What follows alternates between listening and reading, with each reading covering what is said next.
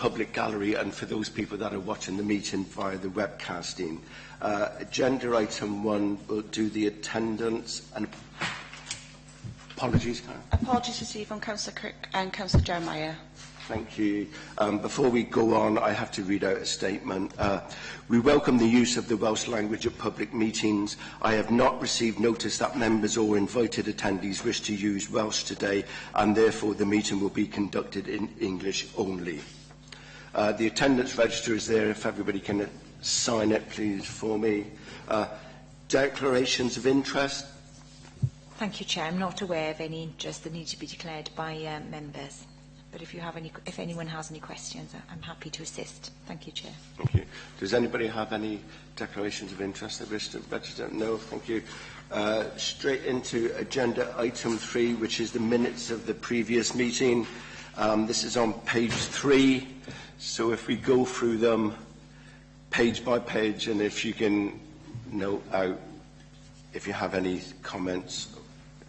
Page 3. Just one change, Chair. Unfortunately, my name is put down incorrectly, so yeah, sure. I know that pretty well, but just that they will do it. That's already been amended and noted on the website. Okay, thanks a lot. Thank you. Page 4, page 5, page 6. Everybody happy? That's an accurate and true record. Go on to item agenda 4, which is the action sheet, which is on page 15. Chair, there's no outstanding items on the action sheet. Thank you, Helen. We go straight on then to item agenda 4, which is the welfare reform, which starts on page 17. We've got a number of invitees today. The first ones are Richard Davis, which is the head of Revs and Bevs, and the visiting officers. Can I just remind members that the key question that we're proposing to answer, are services appropriately joined up and coordinated to reduce the impact to vulnerable people and families affected by the benefit cap?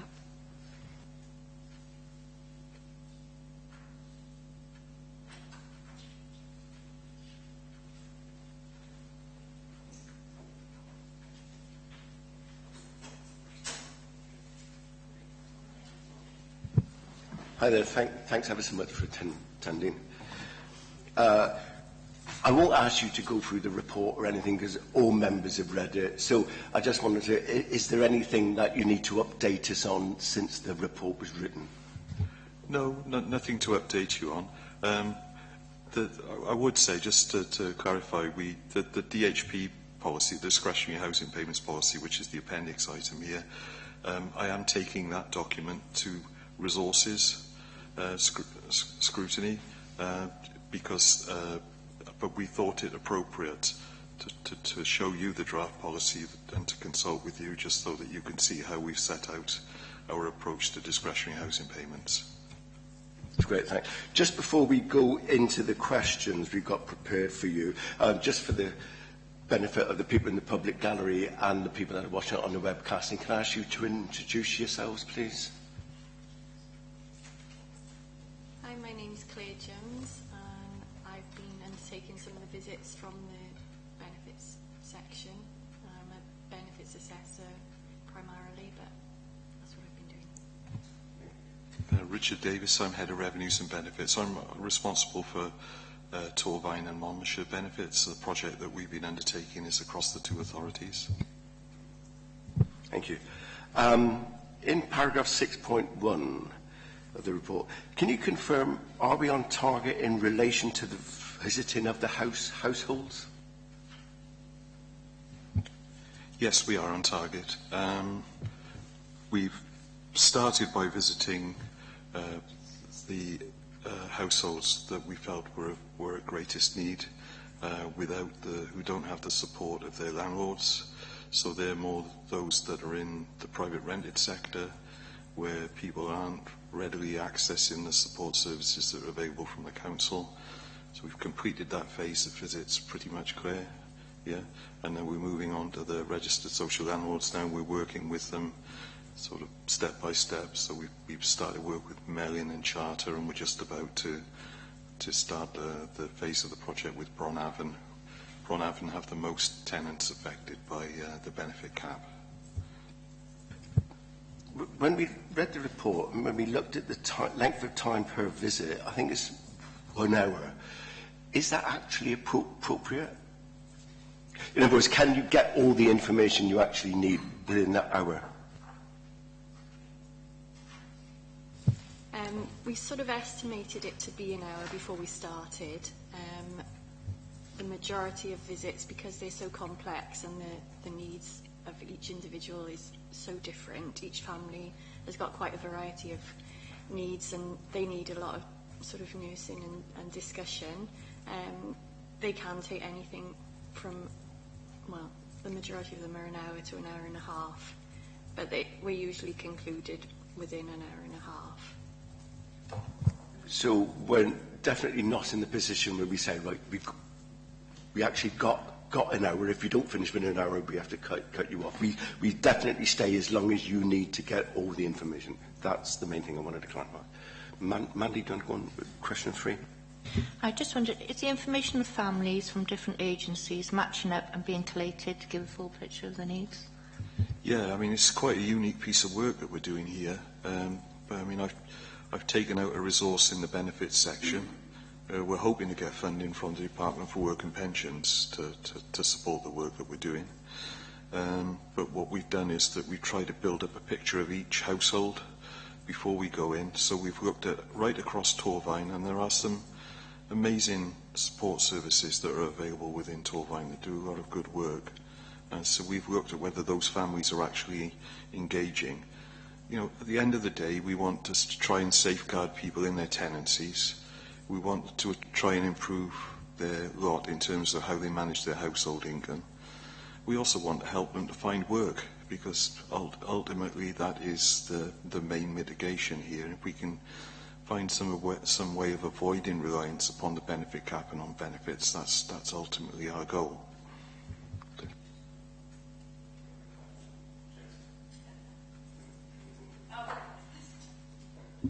Yeah.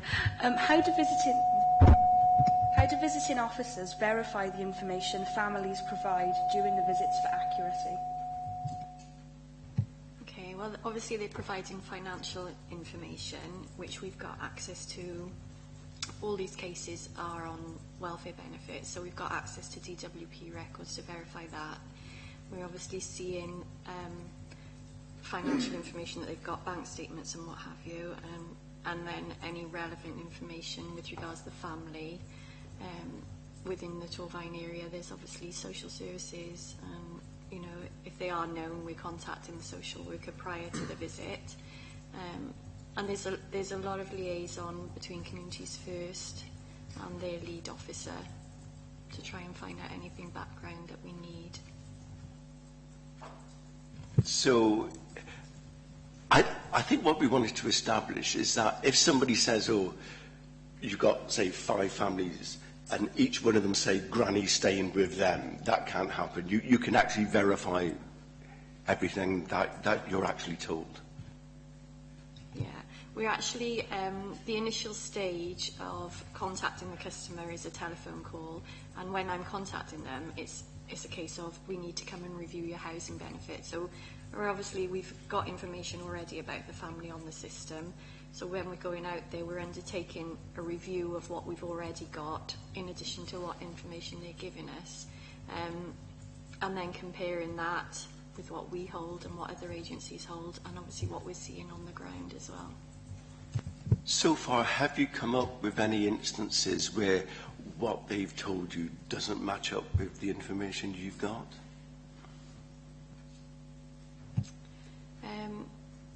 Within Torfaen, I haven't had any need to refer to a fraud section. I've just got one case in the Monmouthshire area. Going on from that, does the, as my concern is, do you have a case where say there's one agency who was working with them and they had different information from the one that another organisation has? No, I think there's a lot of joined up working, and this is helping to link all the agencies together. So I think because we're taking this approach and finding out and building up a picture before we go in, we've already got a good picture and know what we're expecting to find, and that is, in the main, has been reflected. I mean, the other thing we're identifying is where there isn't support available, where it hasn't been identified. So I think, I don't like to sort of overplay this, but I think we can be quite proud as a council that we are, for once, we're doing what we say. We are joining up services together. You know, one department that is responsible for processing benefits and dealing with benefit claimants is linking up with social care, with housing, with officers who are able to help people with budgetary support and financial inclusion. You know, and we're trying to make an impact upon these people and ensure that they have all the support that they require. Nigel 4. Is the visiting officer the single point of contact for a family in relation to contact with the different agencies from where they can gain advice and support? And if not, could a single point of contact be achieved? With respect to the benefit cap, one of the problems with it is that the DWP, for example, send out letters to customers, and people bury their heads in the sand when they get letters, and they ignore the fact of the matter until it actually hits them. So what we've tried to do is to intervene and engage early with the customer. So initially, we are the single point of contact, and we will then signpost or refer that customer to where they should obtain support. On an ongoing basis, it could be that one of those support services plays a greater role than we do, but they can always come back to us in the end. I think that's fair to say, Claire, and we will always maintain the contact that we've established with the customer. Yeah, well, can I just say, sorry, I was just going to add to that, obviously because this is an initial point of contact when I'm making the first phone call and then I'm going in there, all of these families are really vulnerable and they've got such needs that it has really shaken me as a visiting officer, because I'm usually behind the desk and I haven't been out on the ground for a number of years, and I've come back and reported that within team meetings and what have you, because I think it's essential that everybody within the authority, I suppose, knows the impact that these cuts are having. People behind our desks would just get a piece of paper and say, oh, well, I think they can make cuts here and there, and they should be doing this, they should be doing that. But it makes you cynical because you're behind a desk. I think by going out and seeing these people and seeing what else is going on in their lives has really helped them. So by building that relationship, by going into the house, and from them seeing that we're just there trying to help them to deal with this, that we're not going to be able to resolve everything, but we're doing our utmost to try and help them. And then leaving my telephone number and my contact details. They know they've met me and they will contact me, and I have had some positive feedback. And Friday when I was out, the DWP letters hit, and the visits that I went in, oh, I'm glad you've come because I've had this letter, I don't understand it. And I just thought about this report last night. Every single visit that I've done, even if people are losing £200 a week, which some of them are, you know, proposed to do, they're saying, thank you for coming. You know, even if I'm going in with that information, at the end of the visit, oh, thanks for coming, I might not have resolved anything, but at least they know somebody's trying to help.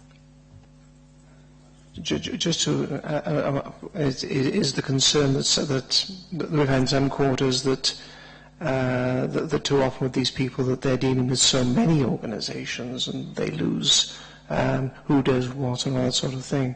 I think that was good to hear that there's a feeling that they, I mean, I think concern was also that they have confidence in someone and trust. I think that is that's another we've been very concerned about, that maybe that there's so much out there that they think, well, who does what and who's this and who's that. That's a concern. Yeah, I've had the same concerns, because I would, you know, going out and about, different people, different needs, and they don't know where to go. So it's been ideal for me to come back and find out more as well. But again, they've still got that one point of contact, and that is how I leave it. If you're worried about anything else, just contact me, and if I can't help, I'll find out who can. That's really nice to hear, and that leads nicely on to the next question we've got. Considering the media coverage relating to allegations concerning the contracts at call centre, I presume you know what I'm talking about there. That's where people were phoning up, really desperate, threatening suicide, and these people at the call centres were not trained on how to deal with it. What training and support has been provided to visiting officers within Torvine to carry out their role in what is a very difficult and sensitive area? Difficult question to answer, because I think we have some very experienced visiting officers who deal with benefits.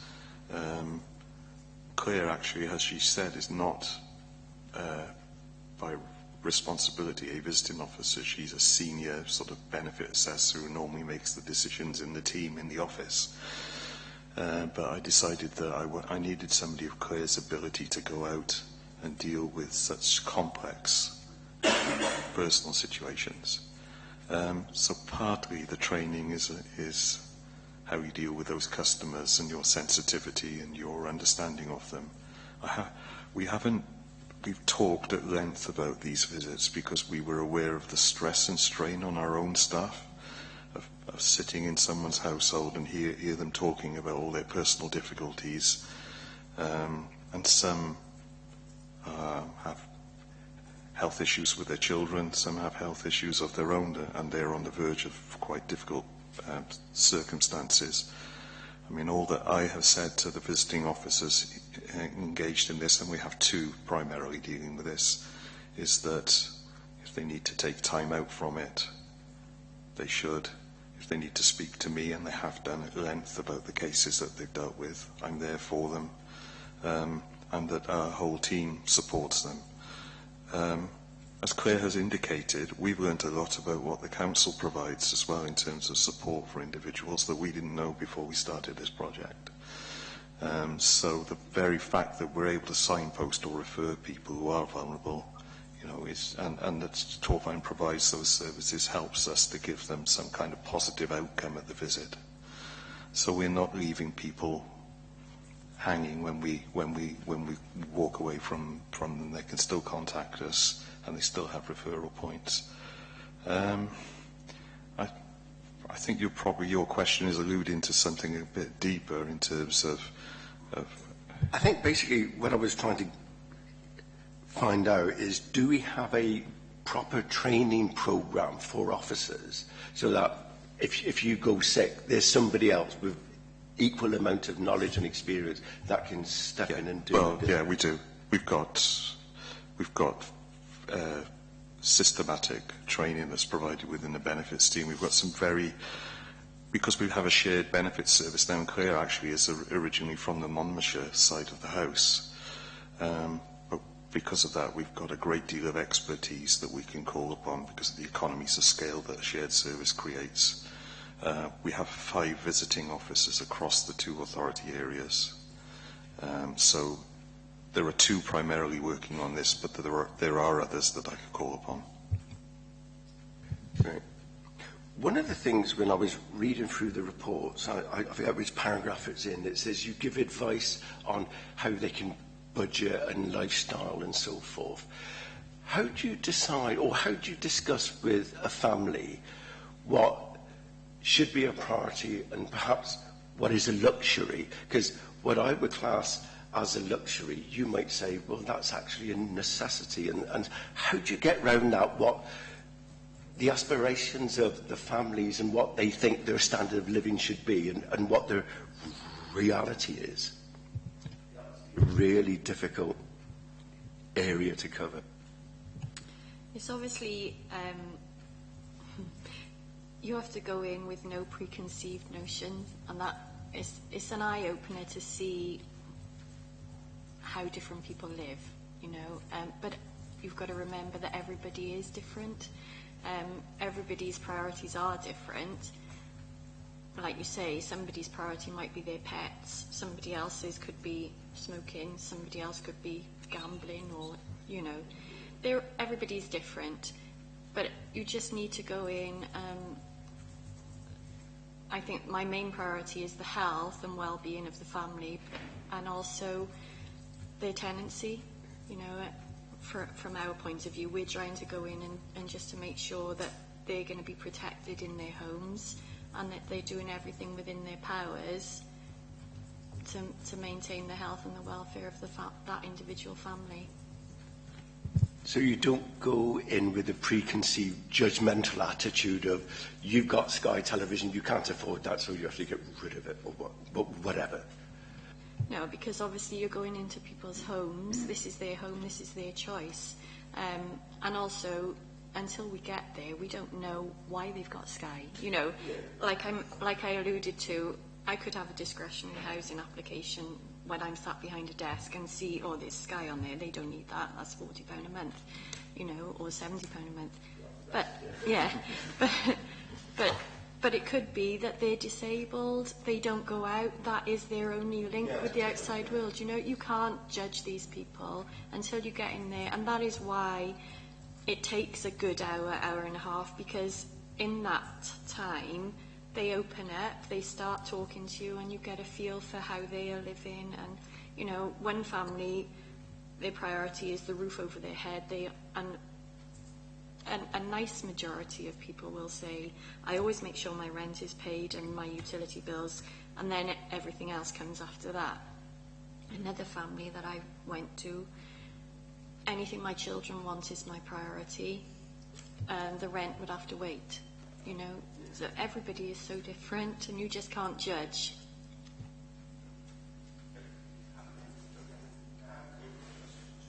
Another question about families. We could be talking, we're in all probability talking about individuals who have problems with reading and writing and numbers. How much does how much is that a part of your work to help them with that? But also, is the information that you are giving out user friendly?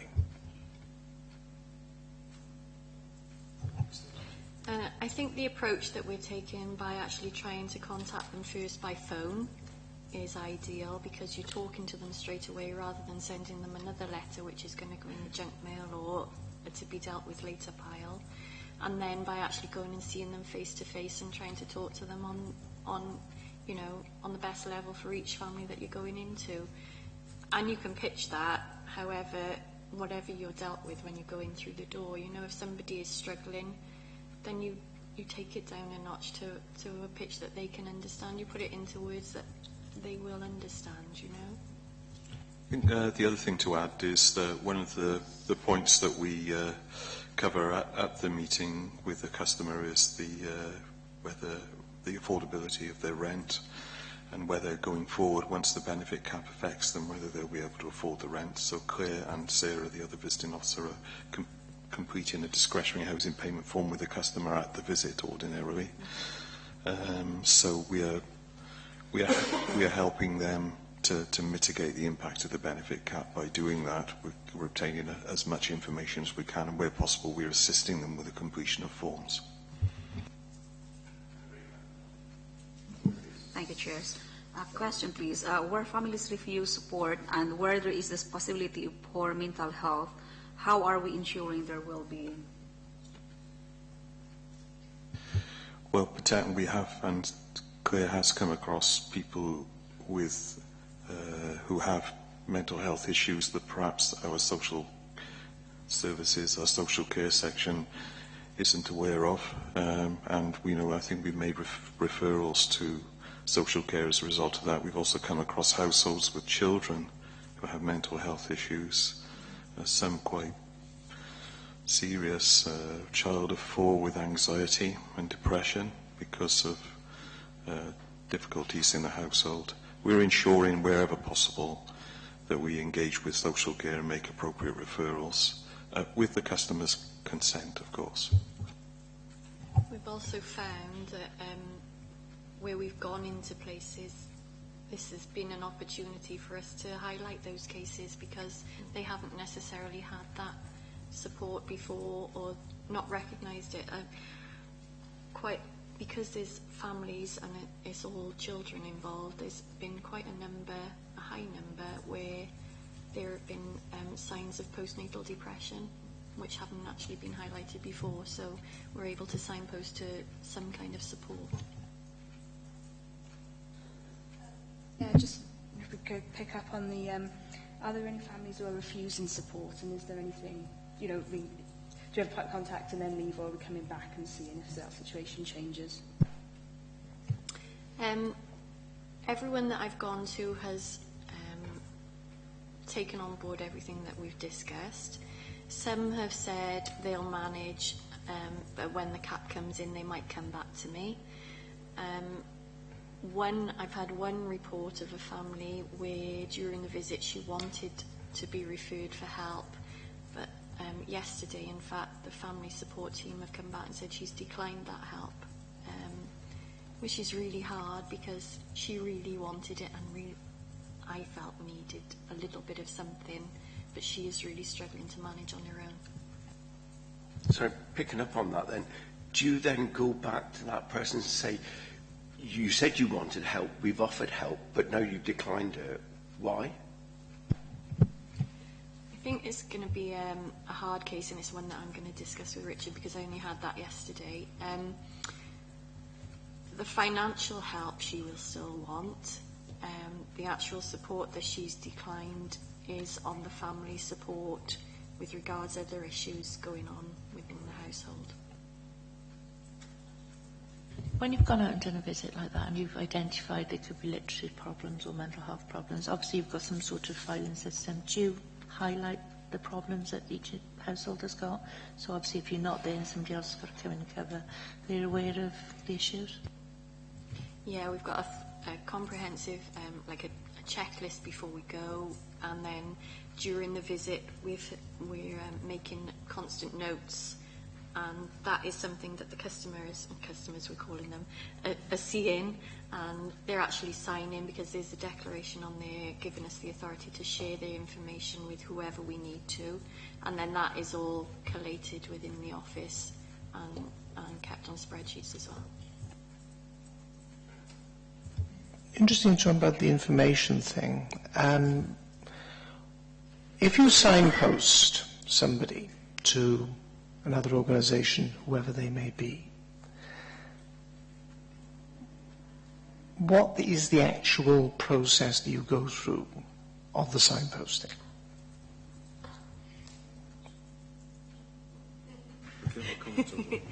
Okay. We haven't signposted externally. Where families are offered support is usually an internal section, so we've got referrals to financial inclusion, family support and communities first, and the information that I would send them, they've got their own referral sheets, so I send as much information as I can on that, or I send the actual signed sheet that the customer has signed in the visit. Yeah, because just on that point, we are limited in terms of the information we can share. The disclosure that we obtain from the customer allows us to share information across departments in Torvine, but not outside. For example, with registered social landlords, we're limited in what we can share with them. We have information and literature about organisations like Step Change, that help people with debts and so on, debt management, and CAB. So we can refer people to these points, but once they've gone into that system, we don't always get the feedback or information about them. Whereas when they're within the council's compass, then we get information back and feedback and are able to collate it. If I can come back on that, Chair,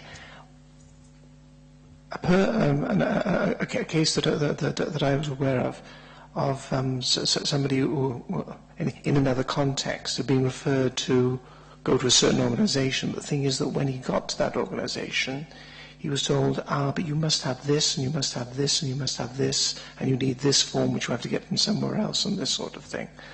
And a concern is that maybe sometimes that when we refer, that we don't have that if there were maybe in the future referring to outside organisations, that all the information that you don't know the full information that they would need to receive the help from that organisation. When they got there, they're told, oh, but you need this, this and this, and then which would affect, as you said, people in very vulnerable positions, and Michael then say, forget the whole thing. Well, that is always a risk of making a referral to an external organisation. I mean, we are used to making referrals to organisations like Citizens Advice Bureau, but we would normally wrap around that quite a lot of information in terms of why the customer needed to have assistance from Citizens Advice Bureau. But I take your point entirely, but it is the beauty of what we're doing here. It is entirely within Torfaen. The departments that we're dealing with all know what's required of them. Yeah, and the conduit is the benefits team, and Claire and Sarah, who are going out to visit these customers. So they are the point of contact, and everything flows from that.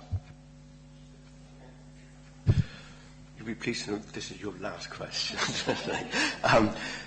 The use of discretionary housing payments is a short-term mitigation, and always was meant to be a short-term mitigation.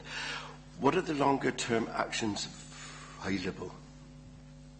Well, the longer-term actions available are advised by the Department for Work and Pensions in terms of discretionary housing payments. I suppose if we're talking about the client groups that we've been talking about this morning, who are affected by the benefit cap, we need to think about how they can adjust their finances to make their finances manageable, perhaps find the panacea, the way of getting off the benefit cap is to find work. But we need to, and the Department for Work and Pensions, if they were coming along this morning, would say that a percentage of people affected by benefit cap do find work and are moved off the cap. And then they wouldn't have to claim a discretionary housing payment and get their help with their rent. There are barriers to working, of course, and we know we haven't covered them this morning, but they're like childcare costs, their transportation costs as well. And we are coming across those barriers in pretty much every visit that we go to. In terms of discretionary housing payments, they are short-term. The way of reducing reliance on discretionary housing payments is one, to find work. If you're affected by under-occupational bedroom tax, the government say, bring in a lodger. Yeah, talk to your landlord about downsizing to a smaller property. They're the main ways of getting off of discretionary housing payments. We are talking to landlords all the time about the fact that we've got a new dependency culture now in Torfaen, where people are claiming discretionary housing payments every 6 months because they are not downsizing and they're not taking the steps to find a way out of it. So they are trying to be more proactive, but it is very difficult when there isn't the availability of housing and the options are limited in terms of the individual.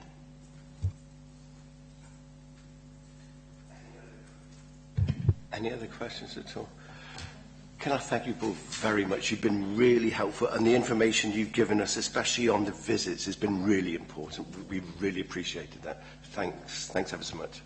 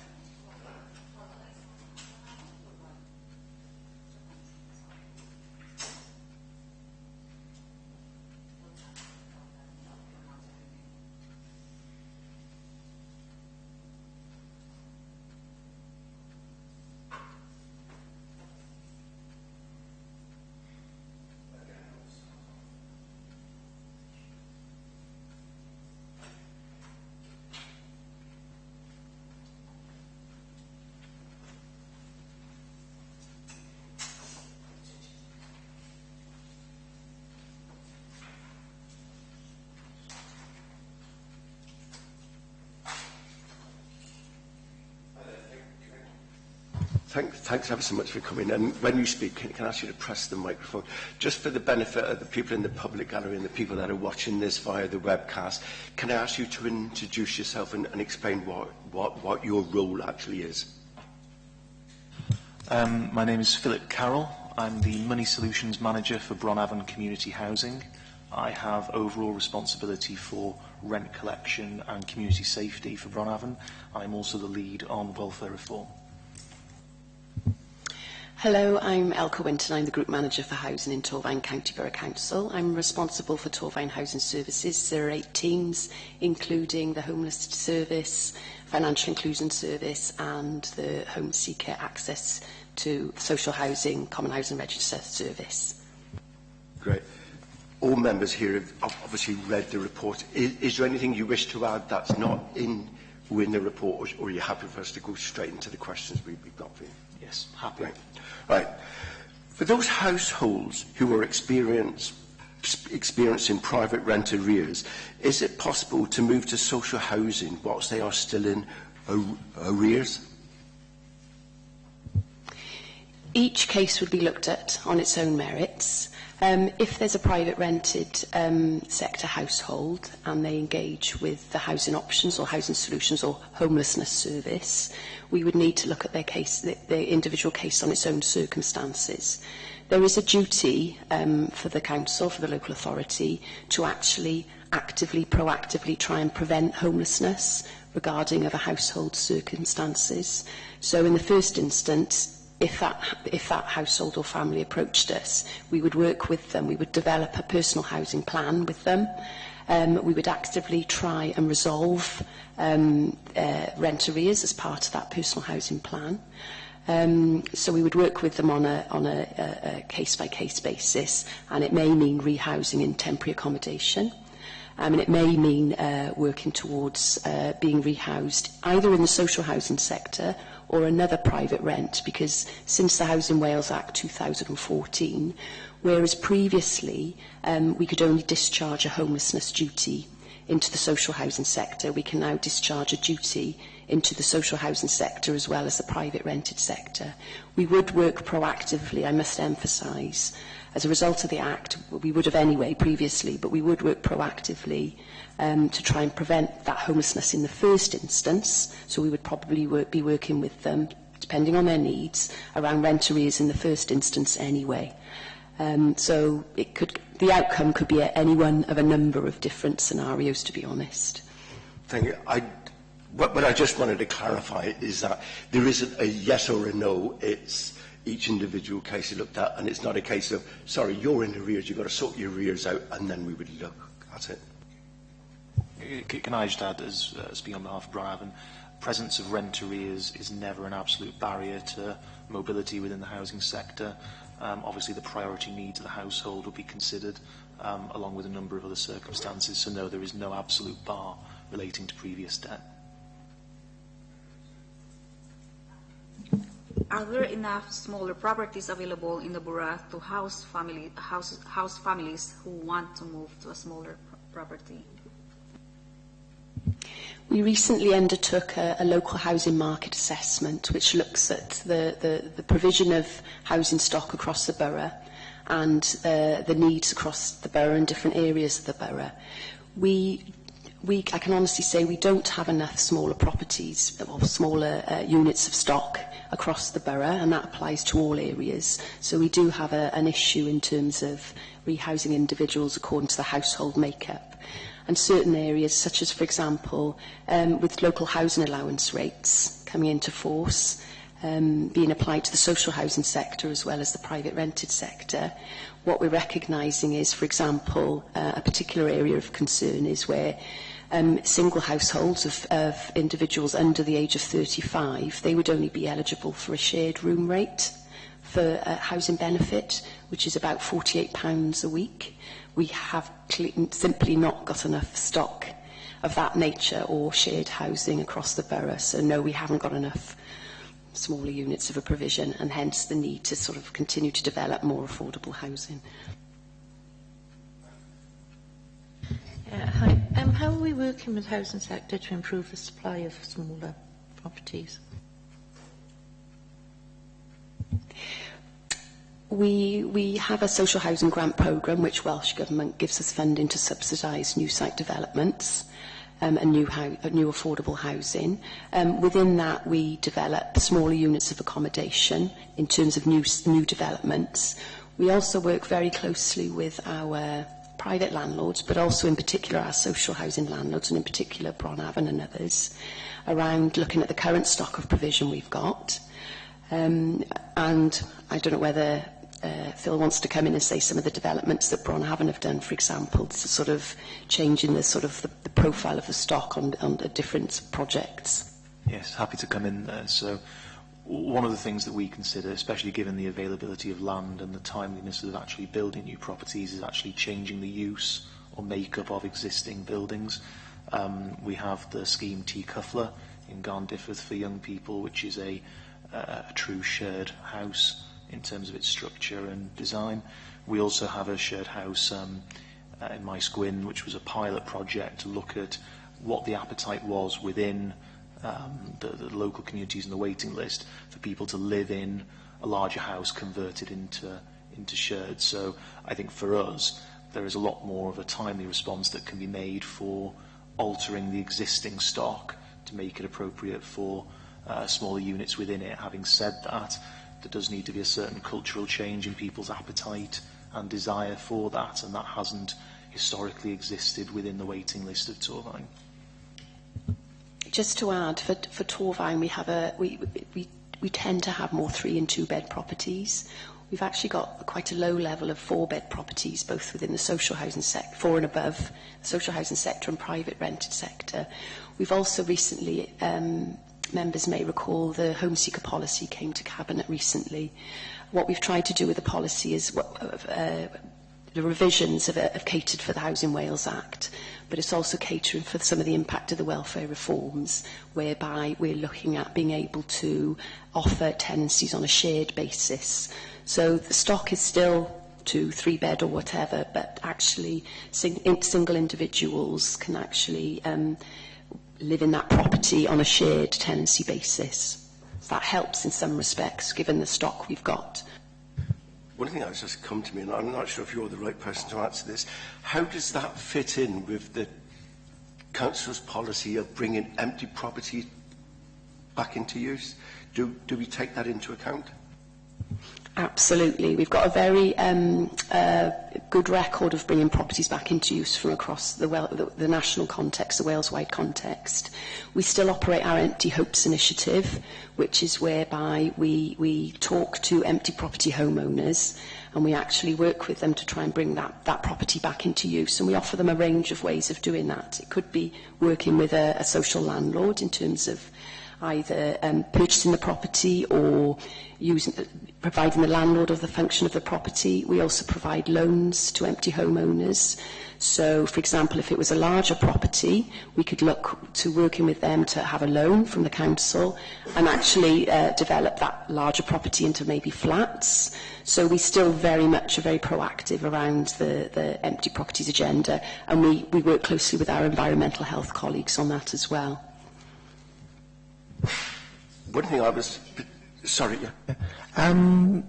Say somebody was a private homeowner who has, through circumstance, become a single person, but was in a 3-bed, but say was in a 3-bedroom property, their own property. Would steps be taken on, say, helping that person to be able to go into a single occupancy area, particularly if that was an individual who was, say, over 60 or over 60, want to go into some form of accommodation of that nature?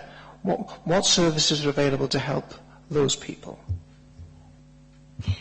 It would depend on the person's needs and how they wanted to approach the situation. So if it were a property homeowner who maybe their family had left, they were living in the property on their own, depending on their circumstances, for example, and how they wanted to change their circumstances, they could apply to the Common Housing Register to be rehoused through social housing. If they were an older person, for example, they may wish to access retirement housing, or they may wish to access other social housing. If they wanted to stay as a owner-occupier, so if they wanted to downsize their property, they could certainly talk to the housing service within the council, and we could see how we would assist them, but it would depend on their housing need and exactly how they wanted to change their tenure circumstances. I think we've got to be careful. We don't want to drift off into another area, so if we can stick to... But one thing I was particularly keen to ask, what checks do we have in relation to private landlords and the treatment and the rights of the tenants? For instance, I was thinking of a scenario of where a landlord said, oh, I found out you're getting discretionary housing benefits, so therefore I'm going to put the rent up. Can that actually happen?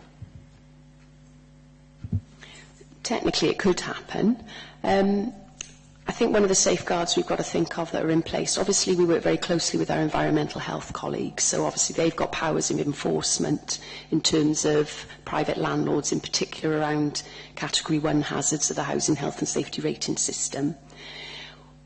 As a result of the Housing Wales Act, what I think has been positive is there's a requirement for all private landlords and letting agents to become registered. So private landlords and letting agents need to be registered by towards the end of November within this financial year. What that means is landlords will be licensed, accredited by an accrediting body. So there's that avenue as well for tenants to engage with either the local authority, the enforcement, the environmental health body, or the registration Home Smart Wales. We can't stop landlords putting their rents up to tenants, but what we can do is work with tenants if they are in difficult circumstances with their landlord. You can see the point I'm making, though. Do you feel we as a council are doing enough to stop these landlords that would take advantage of our tenants? We've got a very well-developed private landlord forum that operates across Torfaen and Monmouthshire. So we've been working with private landlords for a number of years to actually work with them to help train and educate them in terms of how to be a good landlord. And in general, I would say that most of the landlords in Torfaen, the ones we work with, are very much of good intent, and they want to be good landlords. The licensing arrangements, that will give the local authority greater abilities in some respects to, for example, if landlords don't register, we will have powers to pass out fines. So there is going to be more of governance around the private landlord sector. So we've got to focus on that and use that to our advantage in time. Where tenants are vulnerable, and they are living in accommodation with landlords with inappropriate behaviour, they can always come to the local authority and speak to the housing service, and they can also speak to the environmental health service as well. So I would ask that tenants in those situations approach us, and obviously if their housing situation, they're vulnerable and they've got significant needs, we would work with them as a matter of course to try and change that situation. Sorry to labour this point, but I'm just concerned that we might have tenants that are afraid to go to people like yourself and so forth because they're worried about being evicted, so they just put up with whatever they've got. Are we doing enough as a council to stop that? We also commission, we've got the Supporting People programme, which is a programme of support services across a number of organisations that operate within Torfaen and across the region.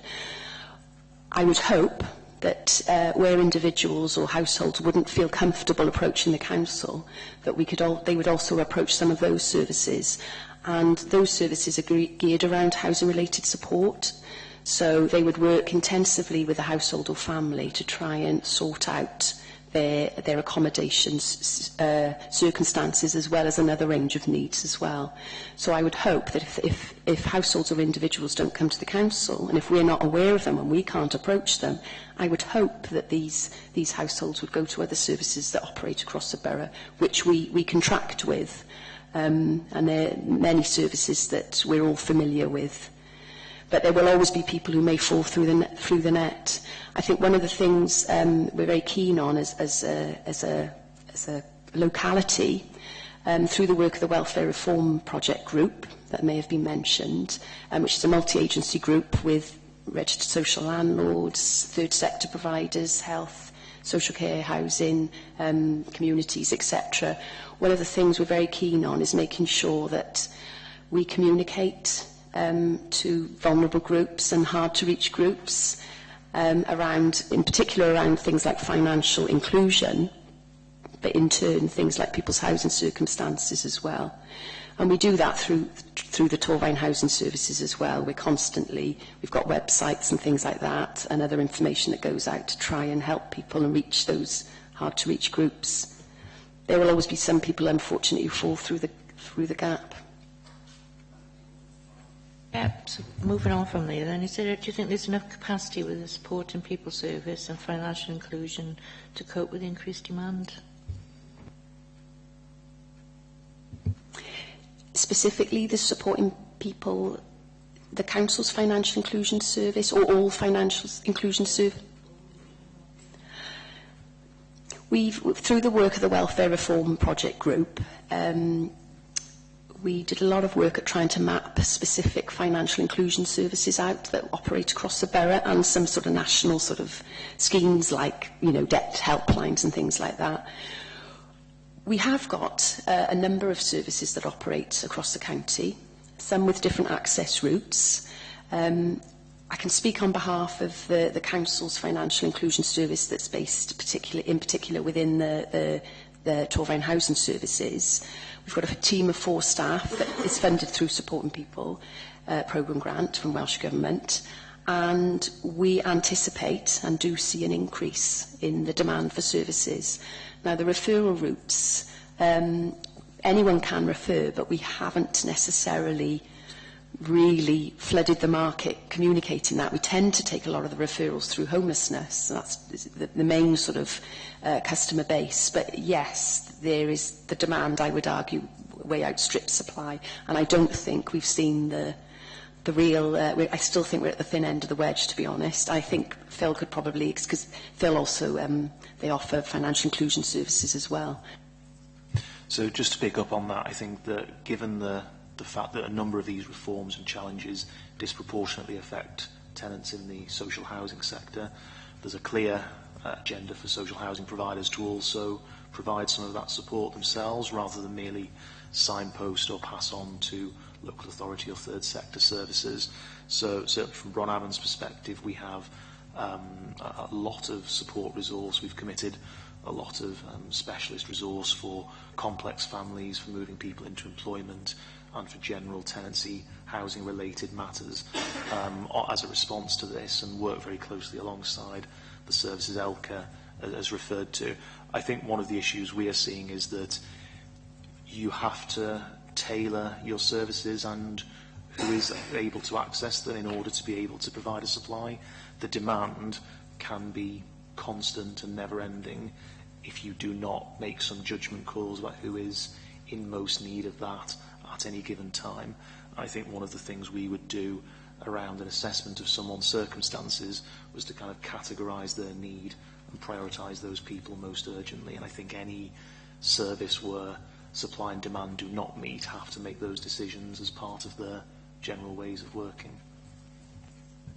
Are you aware of the other RSLs doing the same thing? Yes, absolutely. I know that Mellin Housing also have a very strong money advice team. I wouldn't speak on their behalf as to what it involves, but yes, I think across the housing sector, across Wales, there has always been a strong commitment to offering more than a landlord service and offering elements of support. As I said, whenever we have issues like this come up, we look at the percentage of those affected and their tenure, and social housing is always one of the disproportionately affected. So that is our sector response, yes. Yeah, just on that with the rankings,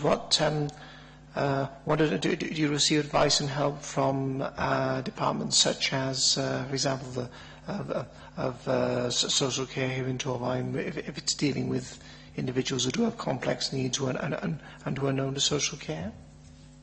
Yes, absolutely. We have our complex families team work alongside Families First and have a step-up escalation process whereby if there are issues that involve safeguarding, that they can engage social care and social services in those cases. So they should be, and we would like to think, have got a good track record of being interlinked with the other services provided within the local authority and elsewhere.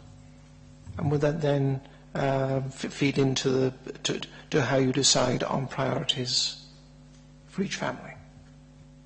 Absolutely, yes.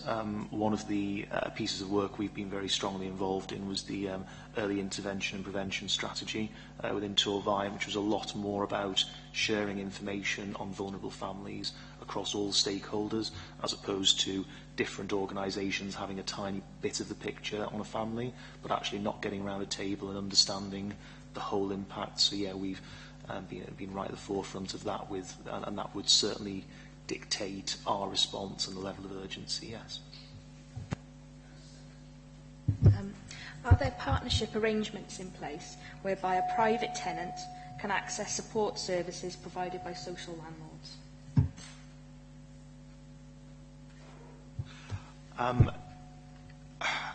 They could, if they, speaking as Bronavon, again, not speaking on behalf of the whole social housing sector, but for ourselves, if they were registered for housing with Home Seeker, so they were an applicant or a potential tenant, then we could work with them.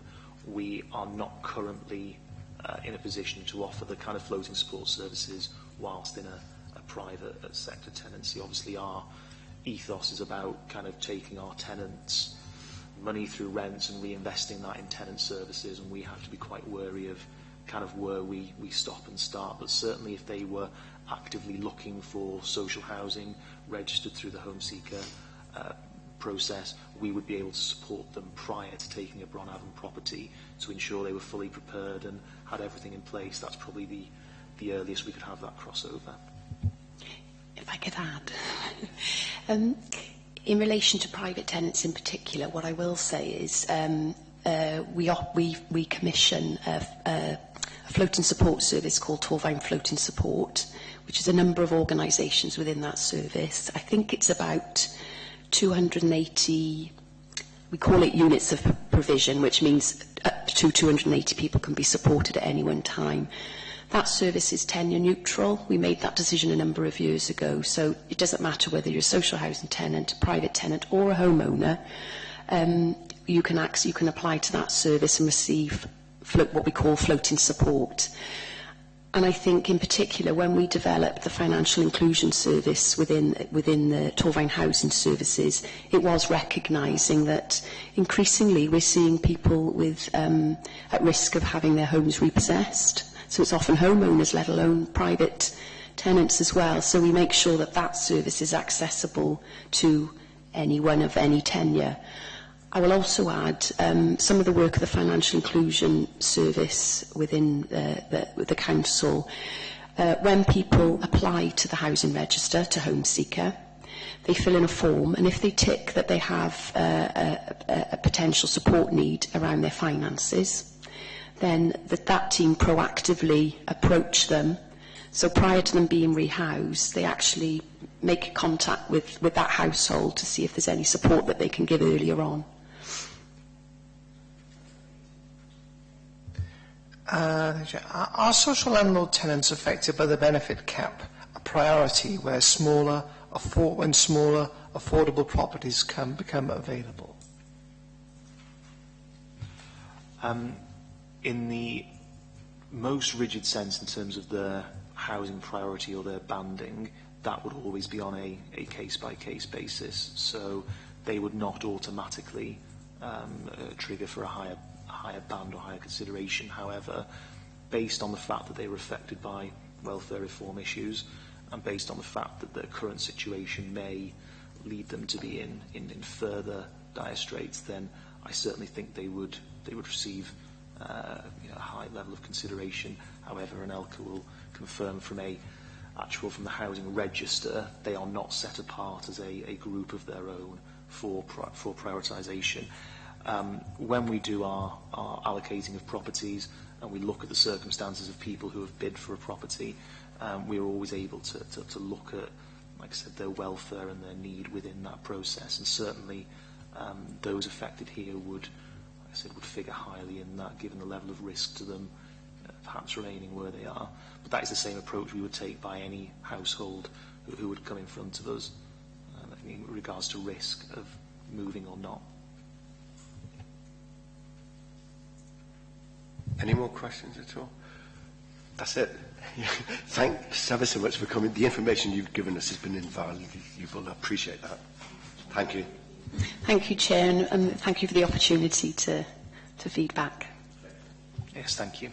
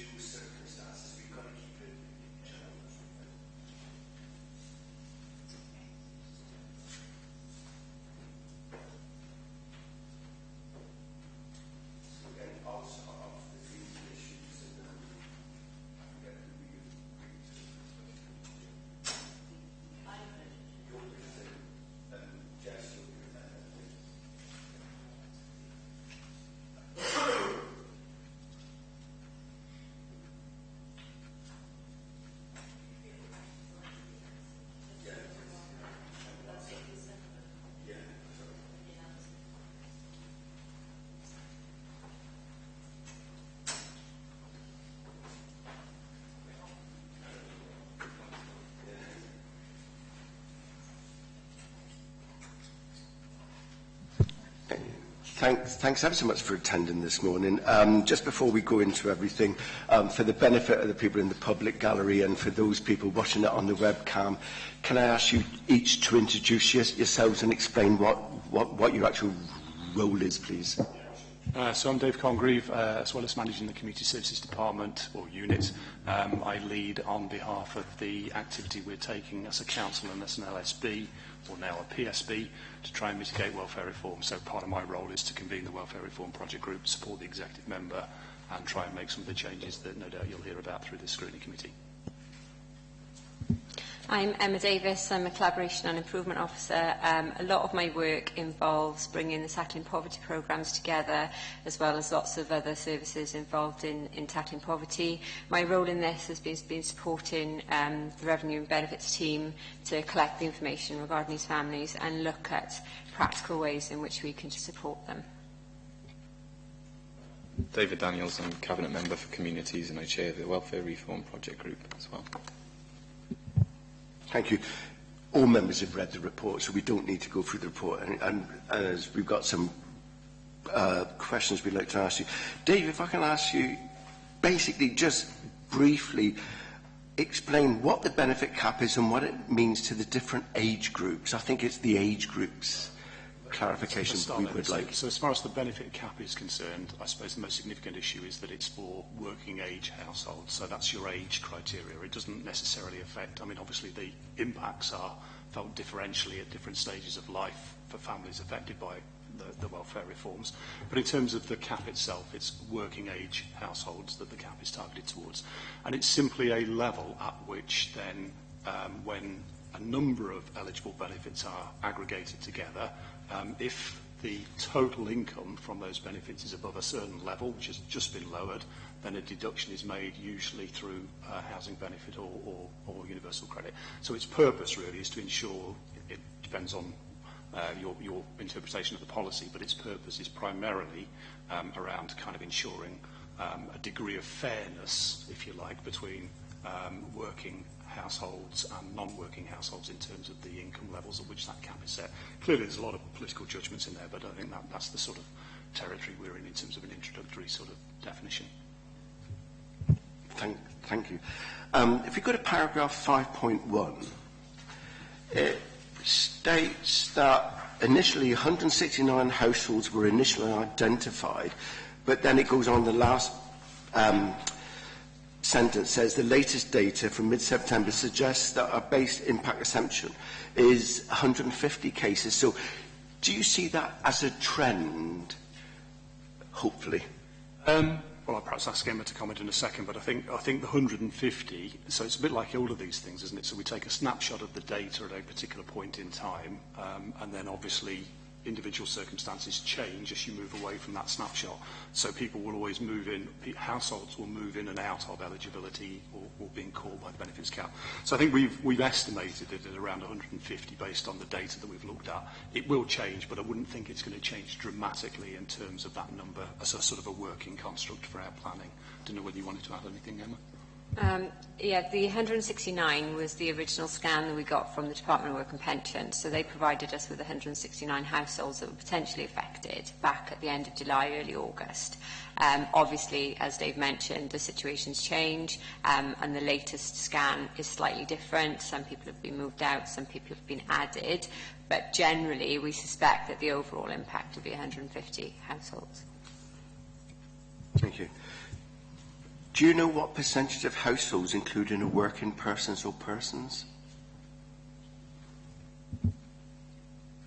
I don't, that's not something that we've looked at specifically, but based on my knowledge of the 35 private rented that have been visited, that percentage is very small.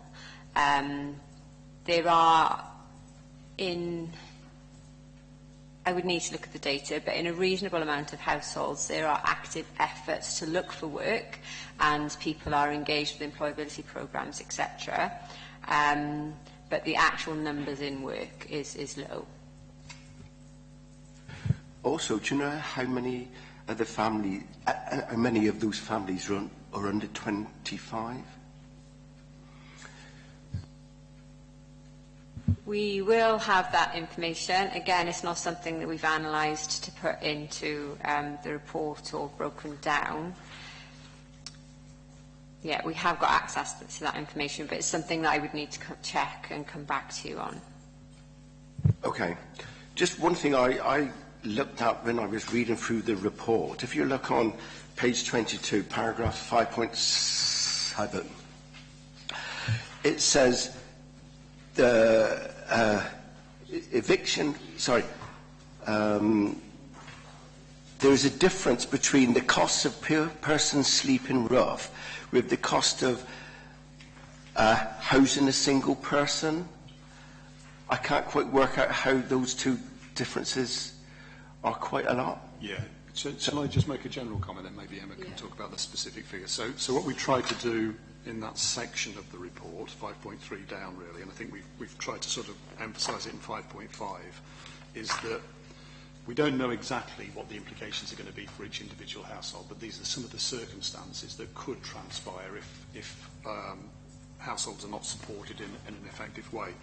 So bottom of 5.5 we said we've taken some analysis from a number of sources. So we've got improving lives, preventing, supporting people, and I think there's some probable other sources of reference for those costs. No, actually, it looks like they're all from the Supporting People programme. So, yeah, I don't know whether Emma can comment in a bit more detail about the differences, but I suspect some of those are very indicative costs, so they're not necessarily calculated to show the cost for a single agency. So, and there may be a difference in the way in which some of those costs are calculated between the instances. So I don't know the detail of those. What we can do is clarify that response, afterwards. I think in terms of your scrutiny committee, I think the point we were trying to make is actually there's likely to be a range of additional costs that transpire for some families that actually, when you then look at the impact of the benefits cap, perhaps just need a little bit of reflection as to how we manage that across public services, really. Yeah, the actual costs for the rough sleep-in, so the £8,391 a year, will be estimated on the kinds of things associated with somebody sleeping rough, so your police interventions and other things from somebody actually on the streets, whereas the costs of actual eviction, homeless application, temporary accommodation, we know what those costs are because they're the costs that we incur every time an eviction happens or somebody has to be temporarily accommodated. That explains it, because when I read it, I thought, well, hang on, surely they should be the same, but obviously you've explained it now. Can we go on to the case studies? Look on page 24. When I read through the case studies, I could understand things. But when I looked at the last case study, you're talking about somebody who lives in the north of the borough, but the children are going to the school in the south of the borough and this sort of thing. Is that a personal choice? Is that something that we would encourage? Or it just seemed strange, that one case study you've emphasised there just didn't seem to make sense. Something that I'm interested in unpicking, and I've spoken to Claire about it. The situation is that the family originally lived in Griffithstown and have decided to move north. The mother didn't want to take the children out of school in Griffithstown because of the uncertainty over, and correct me if I'm wrong, but is it Victoria Primary? So she didn't want to move the children from Griffithstown to that school and then have to move them again when Victoria Primary closed. So she made that decision. I think is something that we could look at in terms of support for her, because at the moment she's getting the bus 6 times a day and that's costing about £40 a week. But there are some other issues there that we just need to understand, and then because one of the possible mitigations would be to encourage that school move, because that would certainly ease the pressure on that parent. I think the point we as a committee were trying to make is that surely we as a council cannot pamper to every whim of everybody who wants it. We have to be realistic and say, look, this is ideal, but it's not practical. Yeah, I think perhaps just take it out of the context of that particular case study. I mean, obviously there are a whole range of issues in there, aren't there, in terms of people's entitlement to choice through a whole range of things as well. I mean, I wouldn't think from our perspective, you know, I understand the terminology, but I think from our perspective we're far from pampering to individual needs. I think we recognise within this cohort some very different and difficult circumstances for each and every one of those families. So we're trying to just make sure that we arrange services in an appropriate way. But people have, you know, legislative entitlements to parental choice on schools, for example, and there's a whole range of other reasons why people may or may not, you know, may exercise those choices in a particular way. So I think what I would say really from our perspective is that I think one of the pieces of learning that's come for us from this particular piece of work is just about the range of support needs that some of these families have, you know, and therefore I think we're very, I would say, very fortunate in Torquay by comparison to many other local authority areas. I don't know whether that came out of the conversation from Richard, but it's certainly, I think this is a fairly unique piece of work in terms of us trying to understand those individual circumstances and then move on to providing individual support plans that help people in some very difficult circumstances move closer to work or help reduce their costs if that's the objective of the you know, of the plan that we formulate with them. Yes, a slightly alternative narrative to that particular case study is that the mother is doing the best by her children. You know, I think we need to focus on that really, because I think being in poverty and being on benefits doesn't mean that you automatically accede all your rights and all your all your rights to life. Really, I mean, this is what she thinks is best for her children, and I think we need to bear that in mind. Last question from you before I hand over. Can you tell me who and what partners are on the welfare working group? I suppose if we start with perhaps what I would consider to be the key partners, because it's quite a wide range of representation there. So key partners from my perspective are the local registered social landlords, particularly Bronavon and Melling, because they are the biggest housing providers for us. Obviously Revs and Ben's team, who you've met and talked to. Clearly the CAB, and again I would say we're very fortunate in terms of Torvine, partly because the investment the council's made, particularly Councillor Daniels, I think in the time that he's been executive member, has seen the benefits of very strong information and advice services and very professionally delivered. So CAB I think is a strong partner for us. And then a range of internal council departments, so clearly we have representation there from social care and housing, because there are interests in just about every part of the council for this type of work. Other external partners, I think, for example, some of the other information and advice providers, and then we bring in from time to time particular interest, either groups in terms of providers or somebody who can help us with a particular piece of work. So a recent example has been Nest, who've been looking at the energy efficiency issues for low-income households with us. So that gives you a feel, hopefully, of the nature of the partnership. I'm moving on to budgeting. Have we or our partners developed a budgeting tool to help people budget better? I'll let Emma comment. I don't know that we will have developed one. I mean, there are a number of good tools, and go back, I mean, Emma's probably closer to the detail. I think one of the things that we've been quite keen to do with the CAB is look for where there is good practice. So you can go online and find any number of budgeting or personal support tools. DWP have provided some blueprints for that sort of stuff, and the CAB, I think, are the other place that we would take quite a lot of advice from, rather than develop anything specific. Although, having said that, it's again some of the results that have been taken politically to invest in welfare reform support around changes to immediate crisis support, for example. That's meant that we're able to look at, we've probably used a wider range of tools than perhaps some of the other local authorities. Did you want to comment? All of our financial inclusion officers, when they work with families in need of financial support, will undertake an income and expenditure exercise to identify where their outgoings are, where their incomings are, and we'll work with them to try and to support, reduce their outgoings, increase their income. They also have things like access to the online referral system for Stop Smoking Wales. So as part of that discussion, they will introduce things like, can you change your behaviours in order to reduce your income, and they have access to be able to make appropriate referrals. We just have to be a little bit mindful that with some of these individuals, there will be sometimes barriers to bank accounts. So there may be limitations on the savings they can make by paying things like by direct debit. And also that many of them will be on meters for the gas and electric. So there will be limitations on what they can actually budget. Yeah, because I think it's very difficult to go in and sort of prioritise and tell people how to reduce it. So it's nice to know that you've got the information. A recent report from the Children's Society suggests that children living in households with bad debt are at greater risk of having poor mental health than children living in debt-free homes. Given that household debt is at its highest for 5 years, are there services in place to support Torvine children if affected in that way?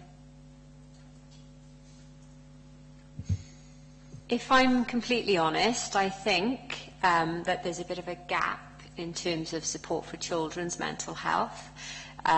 There's been some well-documented challenges over the CAMS service, but to be honest, CAMS is there for the higher level needs, and I think in many cases it's the lower level social and emotional needs that children have that need to be supported. There's discussions going on between Communities First and schools as to how we can address some of that stuff. There is Communities First are in some schools working with younger children on their social and emotional well-being. But I think mental health services for children and young people as a whole are lacking, really. Yeah. A few years ago, we actually ran a pilot, we ran a programme in primary schools where we had counsellors in primary schools, and that seemed to be quite effective. And ever since, I think funding's run out, so I think that ceased. But my own personal ambition would be to try and explore getting that back up and running again, because I think whilst that's kind of dealing with the other end of things, when issues have started to arise, it's needed. So I think we also need to focus on prevention, so the debt side of things, which I think we are doing a lot better. as Dave said, we prioritised funding to advice support services like CAB, and we've maintained Torfaen People's Centre. That's now carrying on via Pontypool Community Council. We've got CAB advisors in food banks. We've given additional resource to CAB for those undergoing medical assessments. So we are trying to kind of stem the issues before it kind of goes that way. But it's difficult. It's really difficult because a lot of this is out of our hands. So there's a pretty strong link between poverty and poor mental health in households, and that goes for children as well. So where we see it in adults, I mean, this report you're talking about, it's basically saying that children are detecting when there are problems in the household. Whether it be parents arguing over finance or witnessing debt collectors at the door or whatever, this is kind of being felt by children. The only way we're going to really stop this is further downstream from a more supportive welfare system, from my perspective anyway. Just add a little bit of a comment as well from my perspective, which is a little bit wider than the question you asked, but I think it's probably timely to introduce the issue, which is I think that a number of the services that we fund that are able to help people, a number of the services that we provide that are able to help people experiencing not just the welfare reform benefit cap, but a whole range of other changes to the welfare reform system, and where those problems are deepest, obviously, are in the areas of multiple disadvantage. So the rate of those problems is much higher in communities first areas. And we fund an awful lot, if not the vast majority, I would say, of the types of services that are supporting these families and others through Welsh Government Direct Grant, which is Communities First, Families First, and to some extent Flying Start as well. And one of the pieces of work that we're doing at the moment is to try and look at where are the gaps between those services, because historically those have been provided to us from different parts of Welsh Government, sometimes at different times and with different criteria. So we're very keen to work with Welsh Government to talk about how we can integrate that as a system, because I think it's entirely likely that there may be further reductions to those schemes, which I think would be a problem for local authorities generally who are trying to be proactive in terms of addressing welfare reform. That said, I think everybody recognises that everybody's got books to balance in terms of and choices to make. We're hopeful that if those sort of circumstances transpire, then at least in return for less money we may be offered more flexibility in terms of how we put those services together locally. So there's a big debate, I think, that Councillor Daniels and other members of the Cabinet will be alive to, I think, in terms of support for this type of work. That's very interesting, because I think often you go into a household and you're working with the budget and the parents and how they're managing. And I think sometimes the children, even though they're priority in the house, it's the last thing that we actually look at when their needs are met. Going on to communication and engagement. Obviously, we're going to Affected Families Direct, but is there a wider communication strategy raising awareness and support available? We're just about to launch our communication strategies through the Welfare Reform Project Group. We are revamping Torfaen's website, the section on benefits and money advice. We're going to be looking at, we've got like a strapline: increase your income, reduce your debt, live more cheaply, access appropriate support. So the website's going to be kind of revamped with those headings, with appropriate sections under those headings, things like skills training, employment, access to services, citizens' advice. We've got like a label, nifty, thrifty, Torfaen, so money-saving ideas, ways in which you can reduce your energy costs. All of that kind of stuff will be wrapped up into our website. And also, we will have an e-bulletin, which is being developed as we speak, which will be piloted to the Welfare Reform Project partners in the next couple of weeks.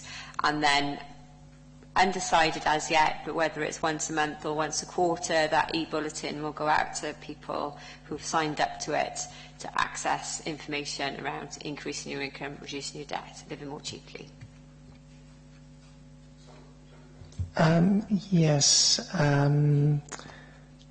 much has how much work has been done to make sure that what is being done is understandable, because we are dealing with individuals who do have problems with reading and writing and numbers, and this sort of thing. And also, would you be getting feedback from service users on on what is useful and what isn't? We haven't looked at how we will evaluate feedback from service users at the moment, but we are very aware of making sure that information is understandable. Part of the way that we've tackled that is to not term it things like benefits advice, welfare reform, because people, even though they know they need that information, will put up barriers straight away. They'd likely to be more attracted to things like increase your income, reduce your debt. The other thing is equipping our wider workforce to ensure that they understand these messages and how to access this information, so that when they're working with people within their homes and communities, they can share this information with them as well. So it's not just about putting it on the internet or putting posters up or anything like that. It's equipping the workforce to be able to pass on those messages directly to those that need it. So one example of that currently is that as of April 2017, any third child born won't be entitled to child tax credit. So over the last few months, our health visitors, midwives, anyone involved in the early years have been communicating that message out there as part of their daily work.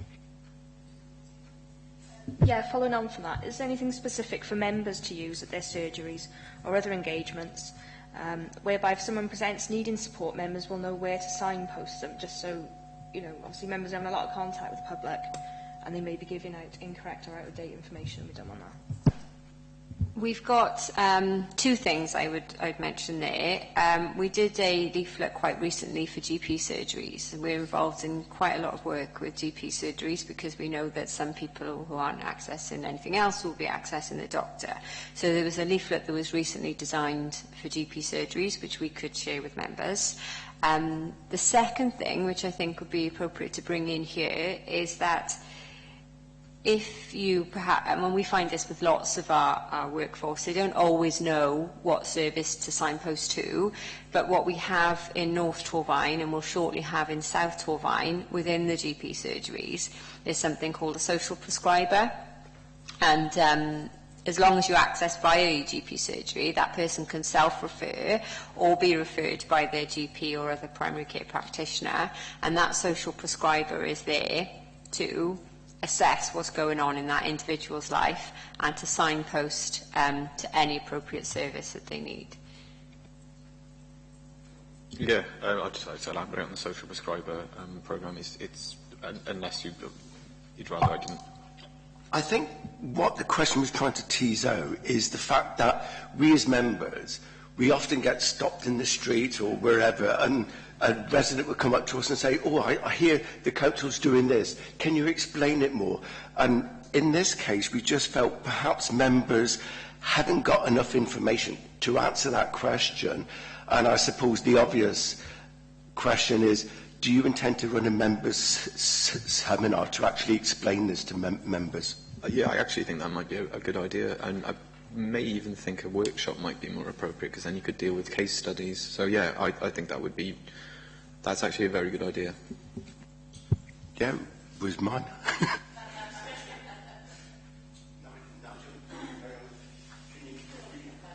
I was just, Sorry. I don't want to take the committee's time away from the focus that you want to put on your question. I think the wider point I'd make about the social prescribing, I think, is it's one of a sort of a second layer of decisions that have been taken very proactively in Torfaen to provide additional support. Because I think the point that Emma was making is that a number of people affected by welfare changes experience a range of health and physical difficulties as well, will probably engage with their doctor rather than anywhere else, and actually then be our ability to pick up those cases and support them through something that's new, actually, and is invested and is involved. And actually, it's interesting because it was mentioned in the 5-year plan of Welsh Government to look at social prescribing. I think that's a lot of that thinking, I think, is reflected in our current partnerships with health. Largely, I think, because we've been we've been encouraged to be very proactive by the chair and executive member. So I think those are some good services that have been built in Torfaen. But it sounds really good. I'm just wondering, I know you've gone into GP surgery, so you've gone into clinics, you know, children's clinics and... Yeah, basically it's anybody involved in primary care. So through the neighbourhood care networks, which are GP cluster groups, you've got district nurses, health visitors, midwives, anyone. Okay, so we'll go on to support for families. So how do you plan to manage any increased demand within the family support programme to ensure families affected by the cap are supported?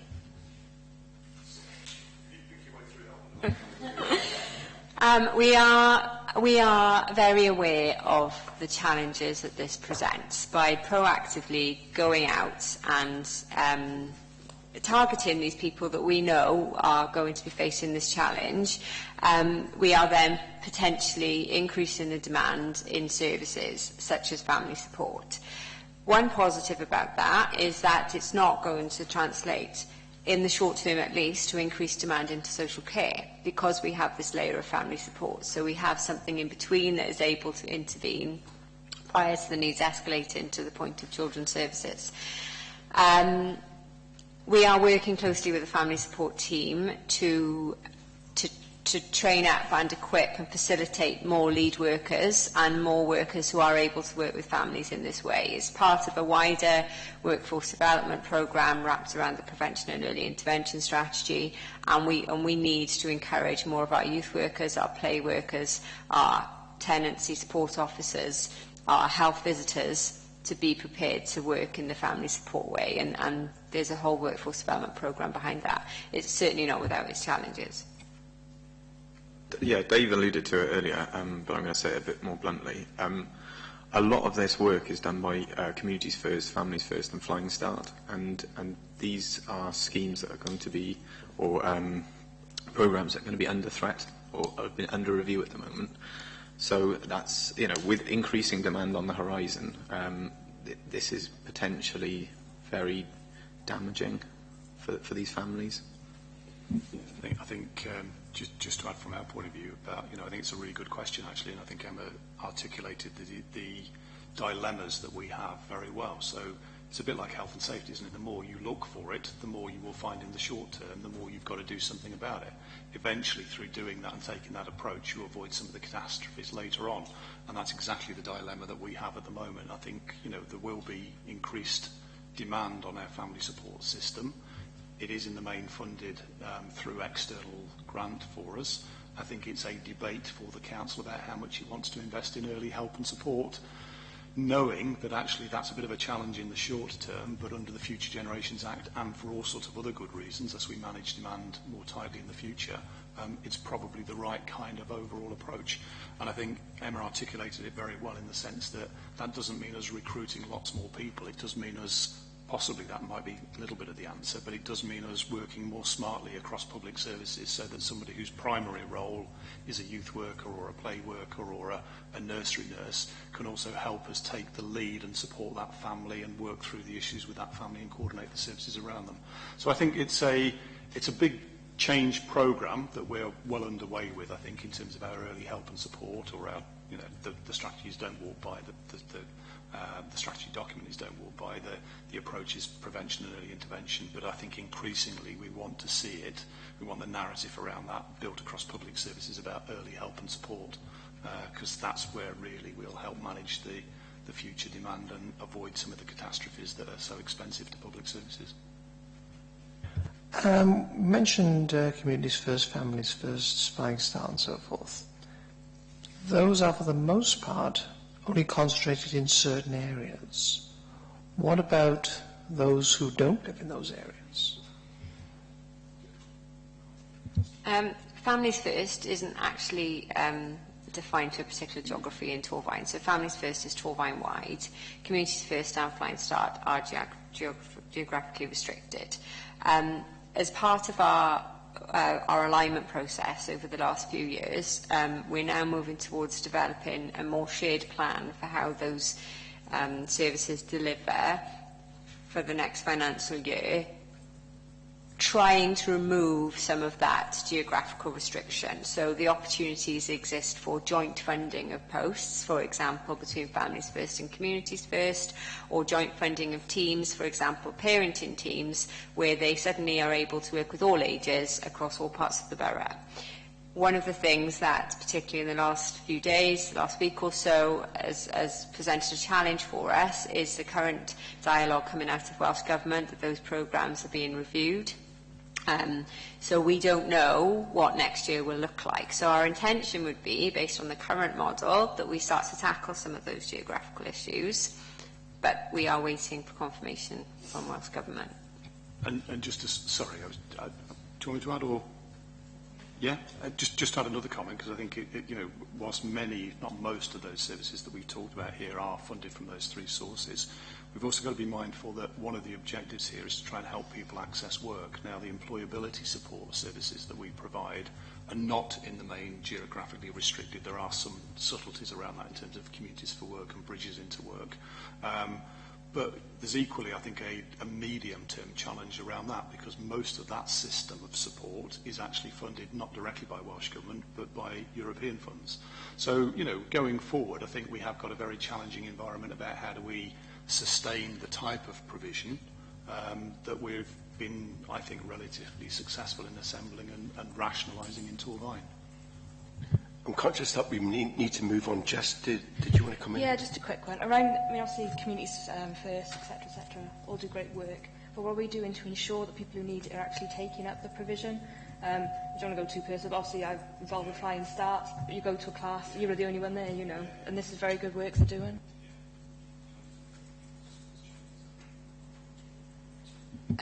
Yeah, we've done a lot, Communities First in particular, have been doing a lot of review over the last few months in are they reaching the right people? And have actually changed some of their provision in order to ensure that that's happening, and without really turning people away. So one example would be the homework clubs, which are designed to get parents more involved in their children's learning.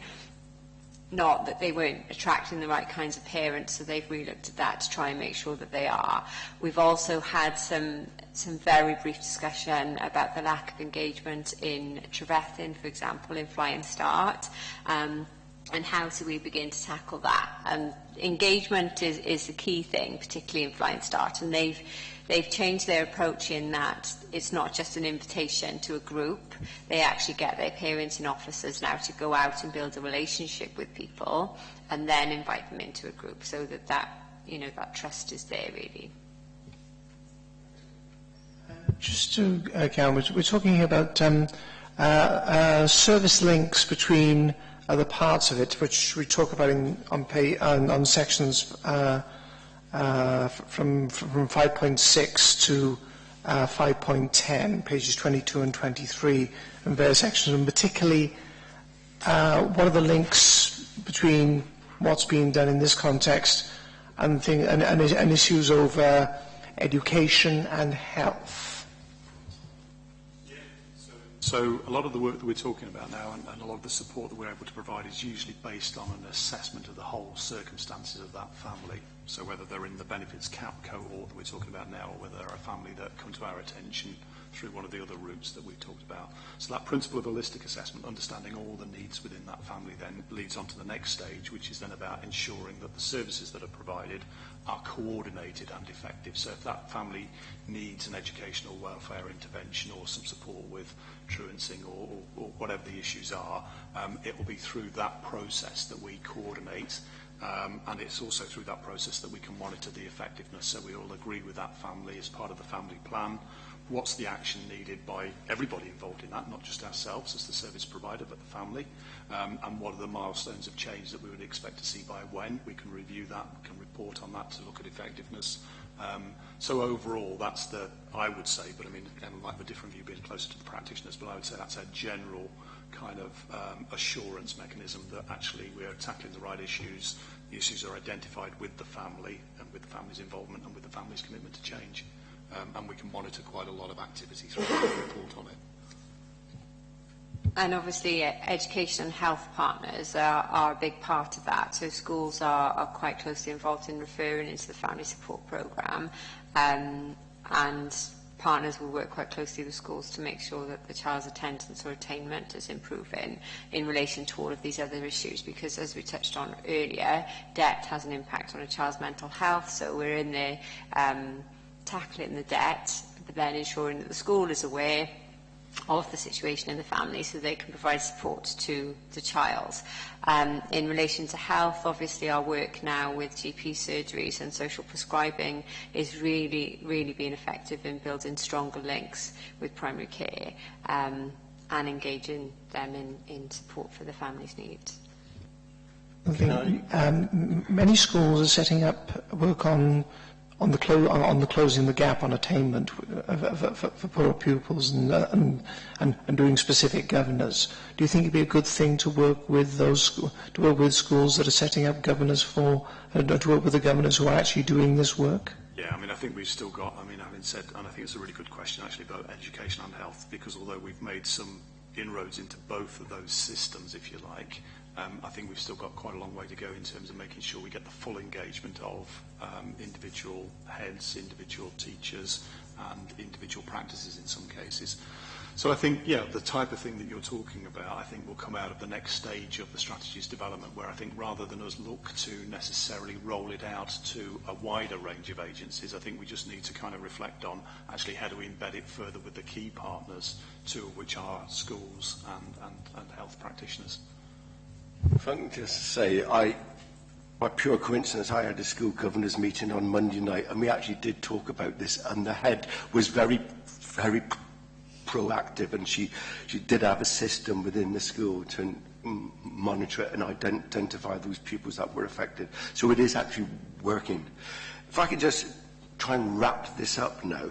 I think most families want to work, and we just wanted to establish what is being done on a local basis to remove some of the barriers to work, such as affordable childcare, wraparound childcare for children and transport. I know a lot of this is outside of our area, but are we doing anything locally to actually help this?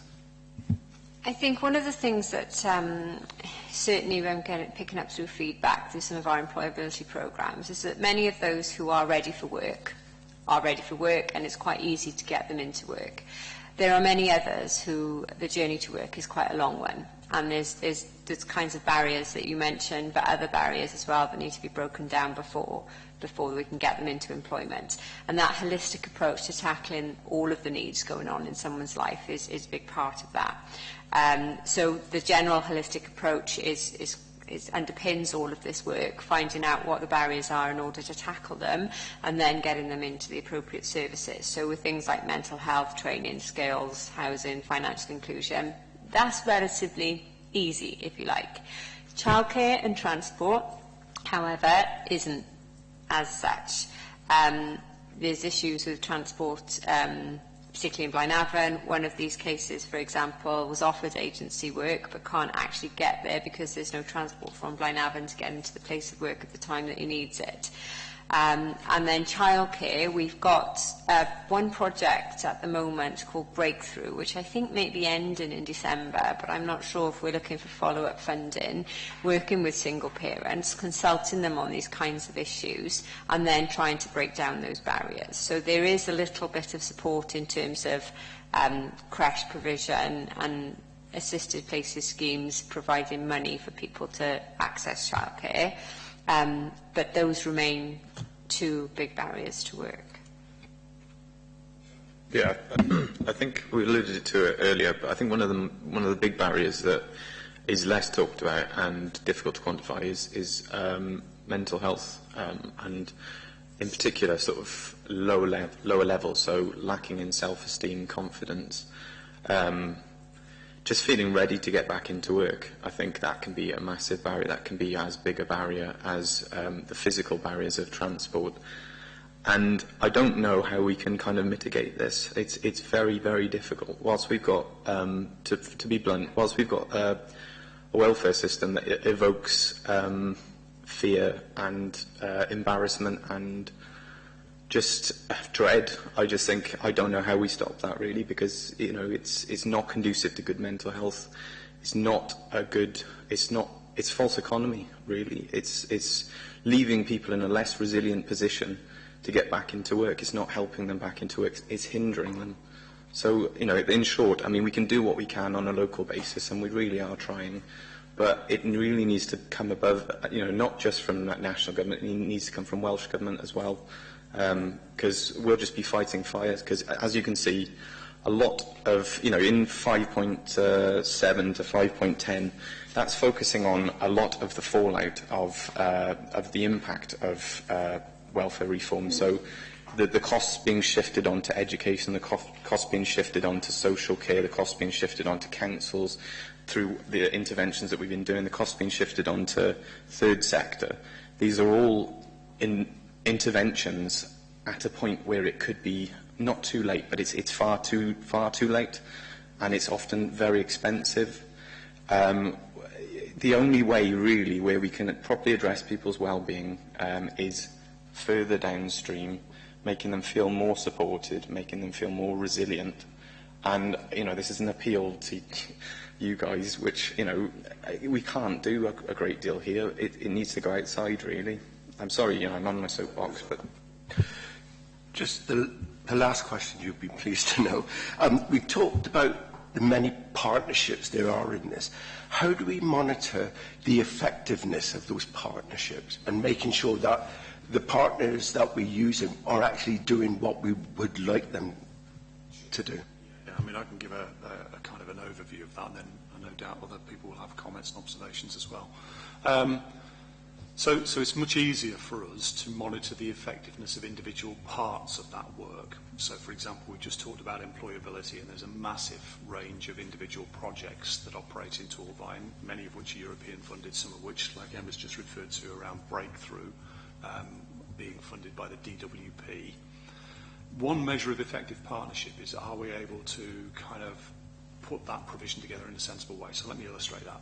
The example about single mums, the partnership did some diagnosis about where is the impact of these changes going to be most keenly felt. And we recognised very early on that one of the types of households that would be most keenly affected by particularly benefits cap, but other changes, are single parents with dependent children. We couldn't then, as a local authority, access then the DWP's support fund to put in place some local response to that, and there's a range of technical reasons around our state aid for, you know, don't get me on that, but just take it as read that there are a range of technical reasons. So what we were able to do was work very closely because we've got an effective partnership between all of those agencies, the DWP, Mellin, as one of the housing providers, Adult Community Learning, and our employability team, to say, well, we can't make that application. The DWP are aware of all the circumstances in Torfaen. They know how keen we are to support this client group. They then actually worked with us to facilitate an application from Mellin, which is made on behalf of the partnership. So one measure of effective partnerships is, are we actually securing resources that we wouldn't be able to reach individually? I think another measure of effective partnerships is actually how well are we helping individuals who need support coordinated from different places actually achieve results from that support, and that's some of the individual measures that we put in place across the programmes.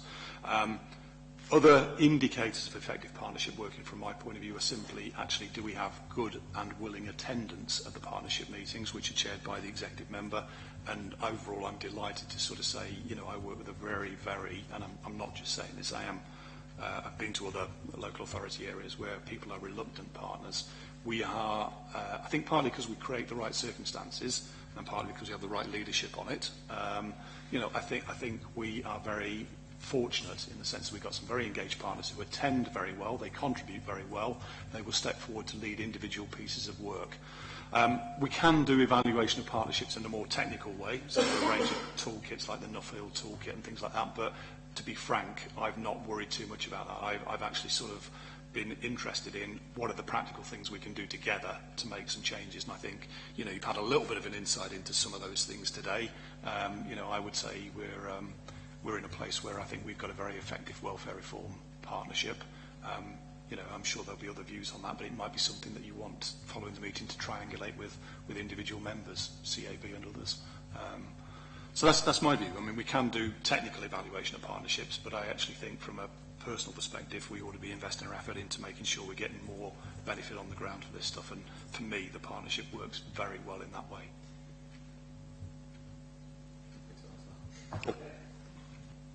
Does anybody have any more questions at all? Everybody happy? Last chance. Right. Okay. Can I just say thanks ever so much? The information you've given us was invaluable. Appreciate that. I'll just close from my perspective to sort of say I think it is appropriate. As the Chief Officer here, I couldn't do the work that we've done without the political leadership that's offered on this agenda, because it's across public services, it's across the council, so that requires a set of skills that are very important, and without the kind of support that I have from an improvement and collaboration officer, which I think is a bit of a portent of how we might want to organise public services and do public service improvement in the future. But with those two thoughts, I'll leave you. Thank you.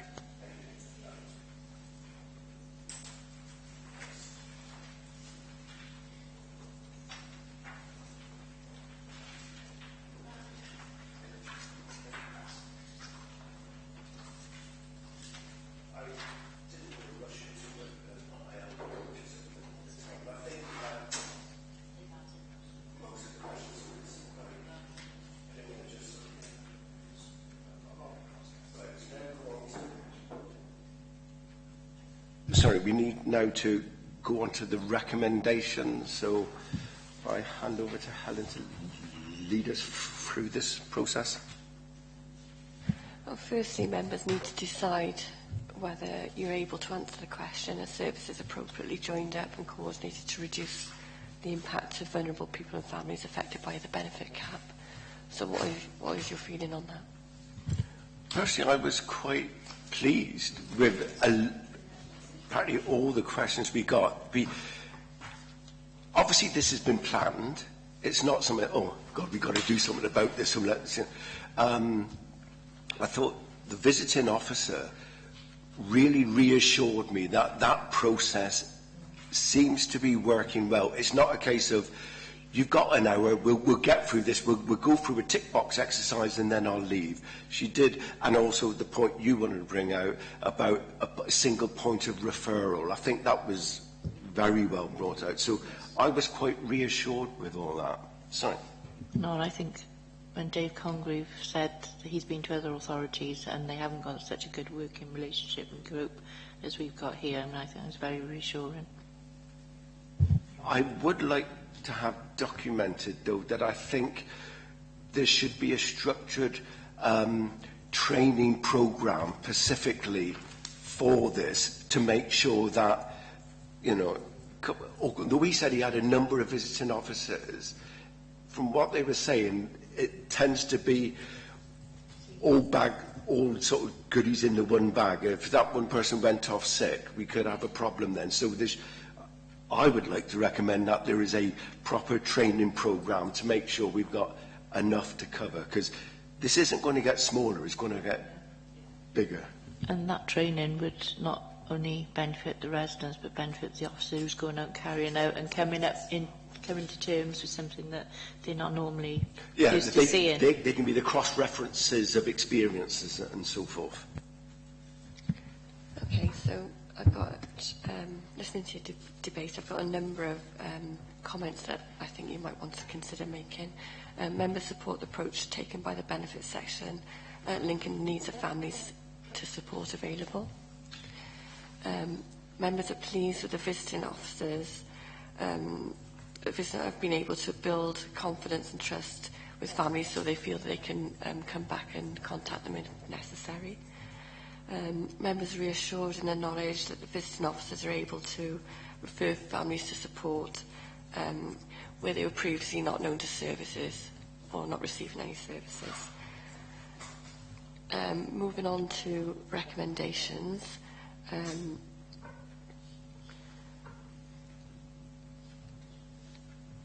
There was something you discussed around moving to smaller properties. And so as moving to a smaller property is a mitigation against the benefit cap, consider making those households priority when allocating the smaller properties, or investigating that. The Welfare Benefit Reform Group work with partners to investigate how the gap in the child's mental health services can be resolved, and investigate how to develop sort of prevention services.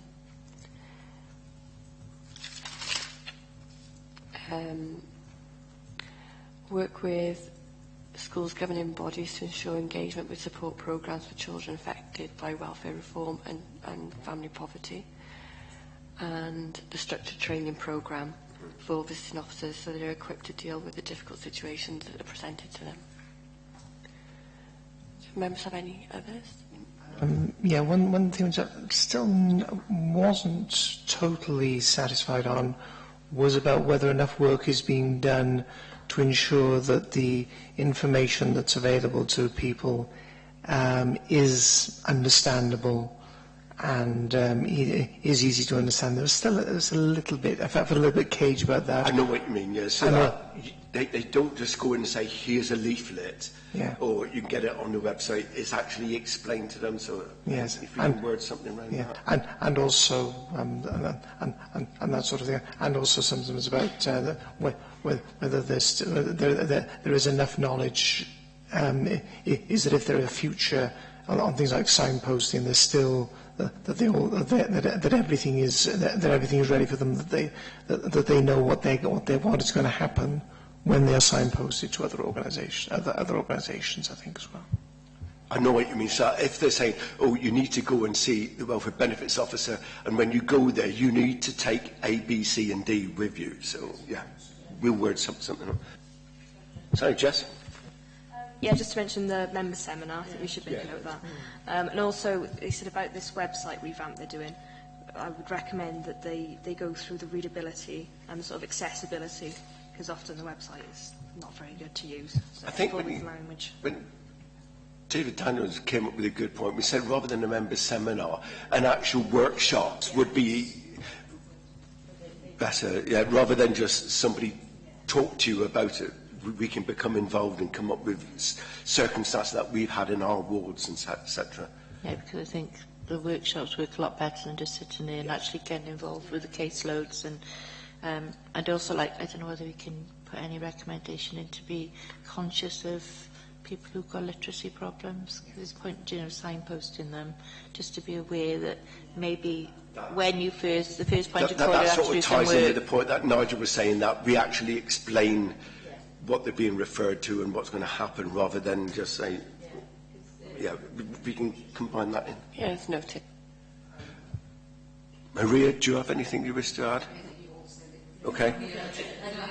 One other thing which was brought up, particularly by Dave Congreve towards the end, is of course about the nature of many of the support functions being taken up, is a lot of them are grant funded, and the uncertainty on grant funding, I think we need to make it that we can raise our concern. Raise concern on funding uncertainties. Services are under review, and also the fact that so many grant funding schemes are they take it's only a couple of years, and then what?